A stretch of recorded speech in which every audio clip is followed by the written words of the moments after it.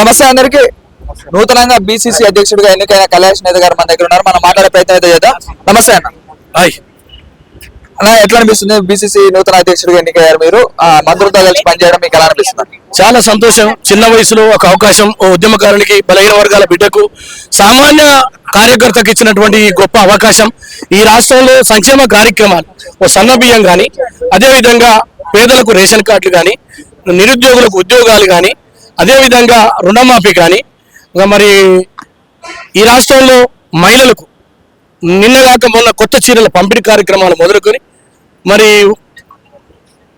అంటే వడ్డీ లేనటువంటి రుణాలు ఇచ్చే కార్యక్రమం కానీ, వాళ్ళని కోటీశ్వరులను చేసే కార్యక్రమం కానీ, ఇట్లా చెప్పుకుంటూ పోతే ఈ దేశంలో ఇంతకు మించినటువంటి సంక్షేమ పథకాలు లేవు. ఈ దేశంలో మీరు గర్వించదగ్గర 2 పథకాలు చెప్తా. ఒకటి రుణమాఫీ, ఏకకాలంలో 2 లక్షల రుణమాఫీ, 25 లక్షల కుటుంబాలకు ఇంటూ 4 వేసుకున్నా అది 1 కోటి మందికి ప్రత్యక్షంగా ఉపయోగపడ్డది. అదేవిధంగా 10,000 కోట్ల రూపాయల ఏదైతే భారం పడుతున్న సన్న బియ్యం ఇచ్చి దేశ చరిత్ర సృష్టించిన నాయకుడు రేవంత్ రెడ్డి గారు. ఇది కదా ప్రజా పరిపాలన. 42% రిజర్వేషన్ తీసుకురావాలని bill ప్రవేశపెడితే కుట్రతోటి Bharatiya Janata party BRS ఇవాళ డ్రామాలు ఆడతాం. ప్రజలకు అన్ని తెలుసు. అందుకే కర్రు కాల్చి వాళ్ళని జూబ్లీహిల్స్ ఎన్నికల్లో వాత పెట్టిండ్రు. నేను విమర్శలకు పోను, ఎందుకంటే ఇది ఒక శుభ సందర్భం.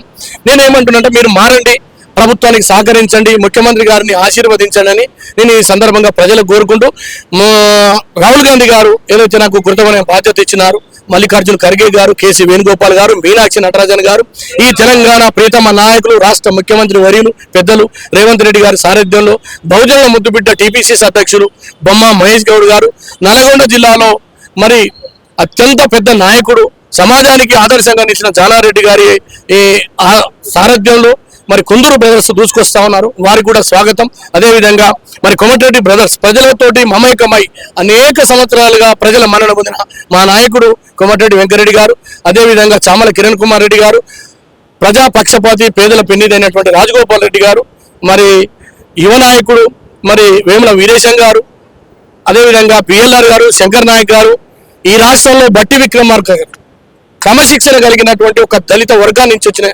రాష్ట్ర ఉప ముఖ్యమంత్రిగా ఉన్నటువంటి వీరి సారథ్యంలో జిల్లా ఇన్ఛార్జిగా ఉన్నటువంటి అడ్లూరి గారికి, అదేవిధంగా సంపత్ కుమార్ గారికి, నేను ఉత్తమ్ కుమార్ రెడ్డి గారికి 2 చేతులు జోడించి ధన్యవాదాలు, కృతజ్ఞతలు తెలుపుతున్నా. సామాన్యునికి మీరు పట్టం కట్టిర్రు, మీకు ధన్యవాదాలు, కృతజ్ఞతలు.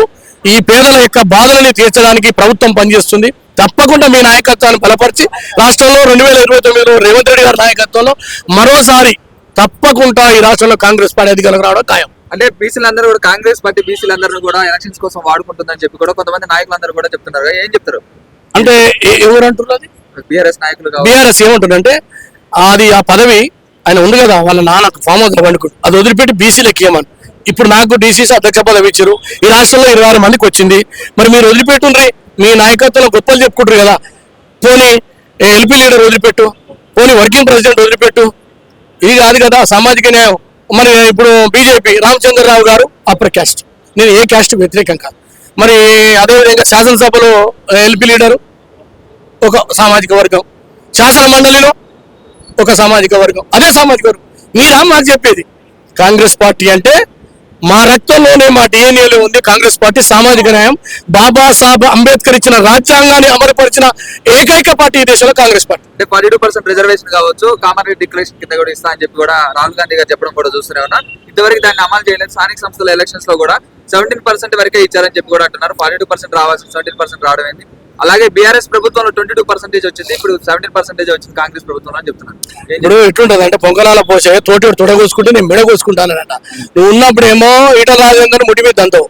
దళిత వర్గానికి చెందినటువంటి రాజయ్య ఘోషుడు వ్యక్తివి, అనేక మంది గిరిజనుల్ని బయటికి పంపిస్తేవి, ఆలయ నరేంద్రుని దంతివి, ఇంతమందిని అనేక బుద్ధి లేకుండా ఇవాళ మాట్లాడుతున్నావు. ఒకసారి నీ ఆత్మ పరిశీలన చేసుకోమని అంటున్నా. రెండో విషయం, రిజర్వేషన్లు తగ్గిస్తూ 2018లో స్థానిక సంస్థ ఎన్నికల్లో సుప్రీంకోర్టు యొక్క ఆదేశాలని చట్టరూపం చేసిందే నువ్వు కదా. మరి ఎవరు చెప్తారు మీకు? ఇంకా బుద్ధి రాలేదు, దయచేసి మారమంటున్నా. రెండోది బీజేపీ దేశంలో ఓవరాల్గా ముందుకే అనేక చట్టాలు చేసారు రైతులకు వ్యతిరేకంగా. మరి ఎవరు అడిగిండ్రు? నల్లధనం తెస్తున్నావు, 2 కోట్ల ఉద్యోగాలు సంవత్సరాల కన్నా. పొంగనాలు కాదు కొట్టుడు. రాష్ట్రంలో జరుగుతున్నటువంటి అభివృద్ధికి, సంక్షేమానికి కిషన్ రెడ్డి గారు, అదేవిధంగా రామచంద్రరావు గారు సహకరించి మీ జన్మం ధన్యం చేసుకోండి. 42% రిజర్వేషన్ కోసం ఎలా పోరాడబోతున్నారు? అరే అసలు 42 రిజర్వేషన్ తీసుకొచ్చింది, బిల్లు చేసింది మేము, ఆపిన ఎవరు గొట్టంగా భారతీయ జనతా పార్టీ ఆపిరు. 100% రాబోయే రోజుల్లో రాహుల్ గాంధీ గారు 2029లో ఈ దేశ ప్రధానమంత్రి అవుతుండు. తప్పకుండా శాసనసభలో ఇవాళ పెట్టినటువంటి బిల్లులను ఆమోదించడమే కాదు, చట్టసభలో కూడా బీసీలకు రిజర్వేషన్లు వచ్చే కార్యక్రమాన్ని మేమే తీసుకుపోతున్నాం. షేర్ చేయండి, లైక్ చేయండి, సబ్స్క్రైబ్ చేయండి. మరిన్ని వీడియోల కోసం బెల్ సింబల్ పై క్లిక్ చేయండి.